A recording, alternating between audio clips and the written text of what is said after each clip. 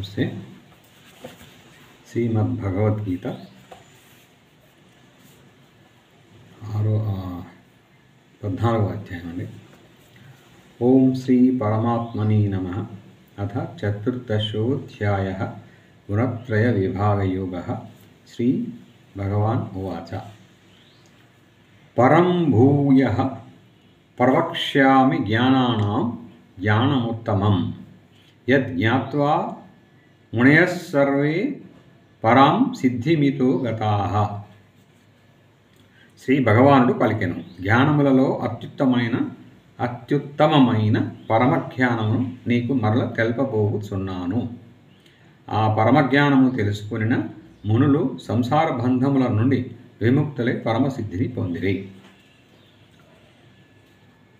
ఇదం జ్ఞానముపాశ్రిత్య మమ సాధర్మ్య మాగతాః సర్గేసి నోపజాయంతే ప్రళయే న వ్యధంతి చ.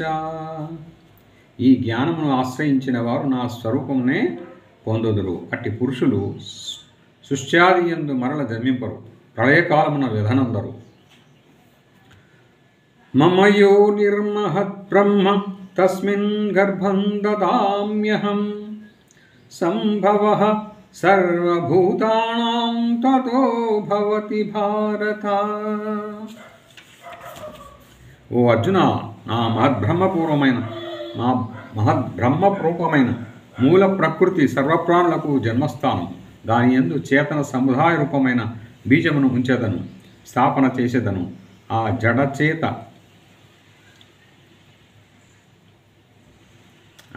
జడచేతన సంయోగము వలననే సర్వభూతముల ఉత్పత్తి జరుగును.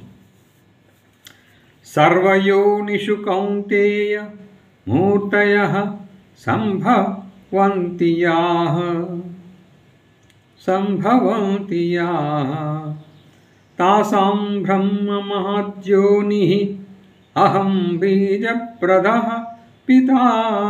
ఓ అర్జున, నానాయునులయందు జన్మించు ప్రాణులను తన గర్భమున ధరించు మూల ప్రకృతియే ఆ ప్రాణులకు తల్లి. బీజస్థాపన చేయు నేను వాటికి తండ్రిని, అనగా సర్వప్రాణులకును ప్రకృతియే తల్లి. నేను జనకుడను.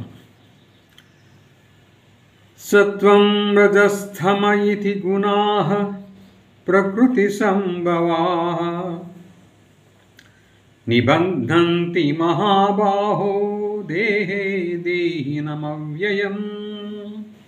ఓ అర్జున, ప్రకృతి నుండి ఉత్పన్నములైన సత్వరజస్తమో గుణములు నాశము లేని జీవాత్మను శరీరమున బంధించును.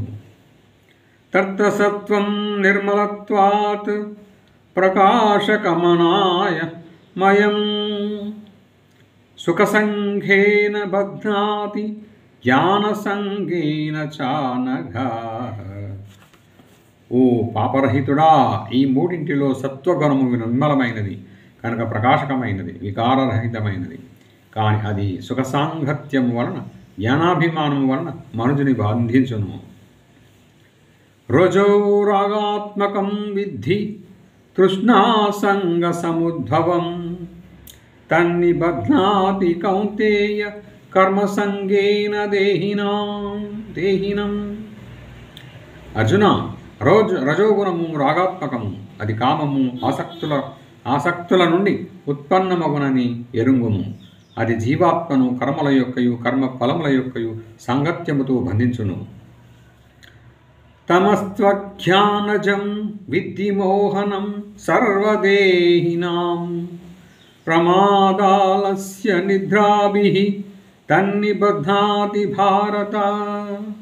అర్జున, తమోగుణము సకల దేహాభిమానులను మోహితులుగా చేయును, అజ్ఞానం వలన జనించును. అది జీవాత్మను ప్రమాదాలస్య నిద్రాదులతో బంధించును.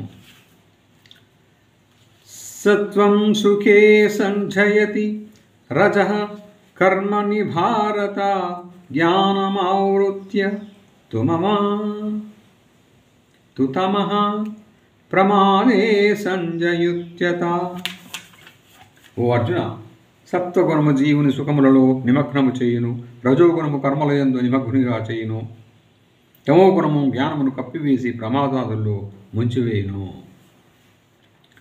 రజస్తమశ్చాభిభూయ సత్వం భవతి భారత, రజస్తత్వం తమస్సైవ తమః సత్వం రజస్తథా. ఓ అర్జున, రజస్తమో గుణముల ననచి సత్వగుణము వృద్ధి చెందును, తమో గుణములను అణచి రజోగుణము వృద్ధి చెందును. అట్లే సత్వ రజోగుణములను అణచి తమో గుణము వృద్ధి యగును. సర్వద్వారేషు దేహేస్మిన్ ప్రకాశోపజాయతే, జ్ఞానం యథా తదా విద్యాత్ వివృద్ధం సత్వమిత్యుత. శరీరేంద్రియములందును అంతఃకరణములందును చైతన్యము వివేకశక్తి ఉత్పన్నములైనప్పుడు అతనిలో సత్వగుణము వృద్ధి చెందినదని తలంపవలను. లోభః ప్రవృత్తిరారంభః కర్మణామశమః స్పృహా, రజస్యేతాని జాయంతే వివృద్ధే భరతర్షభ.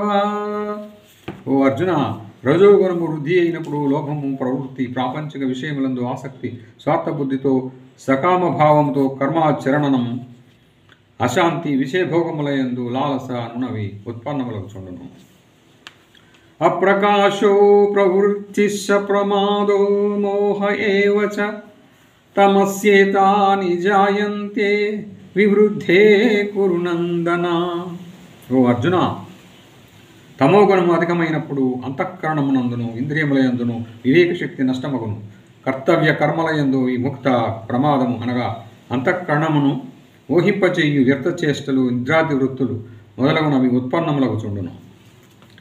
యదా సత్వే ప్రవృద్ధే తు ప్రళయం యాతి దేహభృత్, తదోత్తమ విధాం లోకాన్ అమలాన్ ప్రతిపద్యతే. సత్వగుణము వృద్ధి చెందినప్పుడు మనుషుడు మరణించినచో అతడు ఉత్తమ కర్మలను ఆచరించు వారి చేరిడి నిర్మములైన స్వర్గాది దివ్యలోకములను పొందును. రజస్సి ప్రళయం గత్వా కర్మ సంఘిషు జాయతే, తథా ప్రలీనస్తమసి మూఢయోనిషు జాయతే. రజోగుణము వృద్ధి చెందినప్పుడు మృత్యువు ప్రాప్తించినచో అతడు కర్మాసక్తులైన మానవులలో జన్మించును. అట్లే తమోగుణము వృద్ధి చెందినప్పుడు మృతి చెందిన మానవుడు పశు, పక్షి, కీటకాది నీచ యోనులలో జన్మించుచుండును. కర్మణః సుకృతస్యాహుః సాత్వికం నిర్మలం ఫలం, రజసస్తు ఫలం దుఃఖం అజ్ఞానం తమసః ఫలం. శ్రేష్టములైన కర్మలను ఆచరించుట వలన సాత్విక ఫలములు అనగా సుఖము, జ్ఞానము, వైరాగ్యము మొదలగు నిర్మల ఫలములు కలుగు. రాజస కర్మలకు ఫలము దుఃఖము, తామస కర్మలకు ఫలము అజ్ఞానము. సత్వా సంజాయతే జ్ఞానం రజసో లోభ ఏవ చ, ప్రమాదమోహౌ తమసో భవతో జ్ఞానమేవ చ. సప్తగుణము వలన జ్ఞానము, రజోగుణము వలన లోభము, తమో గుణము వలన మోహాదులు, అజ్ఞానము తప్పక ఉత్పన్నములకు చుండును. ఊర్ధ్వం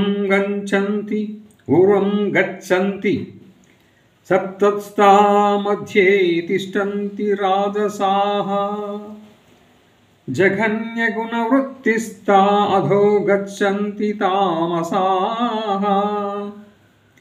సప్తగుణ స్థితులు స్వర్గాది ఊర్ధ్వలోకములకు పోవుదురు. రజోగుణ స్థితులైన రాజస పురుషులు మధ్య మానవ లోకమునందే ఉందురు. తమోగుణ కార్యరూపములైన నిద్రా ప్రమాదాల స్యాదులయందు స్థితులైన వారు అధోగతిని అనగా కీట, పశు, పక్ష్యాది యోనులను, నరకములను పొందుదురు. నాణ్యం గుణేభ్యః కర్తారం యదా ద్రష్టానుపశ్యతి, గుణేభ్యశ్చ పరం వేత్తి మద్భావం సోధిగచ్చతి. ద్రష్ట అయిన వాడు గుణములయందు వర్తించుచున్నవి అనియు, త్రిగుణములు తప్ప వేరుగా కర్తలు లేరు అనియు తెలుసుకొని త్రిగుణములకు అతీతముగానున్న సచ్చిదానంద ఘన పరమాత్మ స్వరూపుడైన నా తత్వమును తెలుసుకును. అప్పుడతడు నా స్వరూపుని పొందును. గుణానేతానతీత్యత్రీం దేహీ దేహ సముద్భవాన్ జన్మ మృత్యుజరా దుఃఖై విముక్తో మృతమశ్నుతే. దేహోత్పత్తికి కారణ రూపములైన ఈ 3 గుణములను అధిగమించిన పురుషుడు జన్మ మృత్యు జర వార్ధక్య దుఃఖముల నుండి విముక్తుడై పరమానందమును పొందును. Thank you.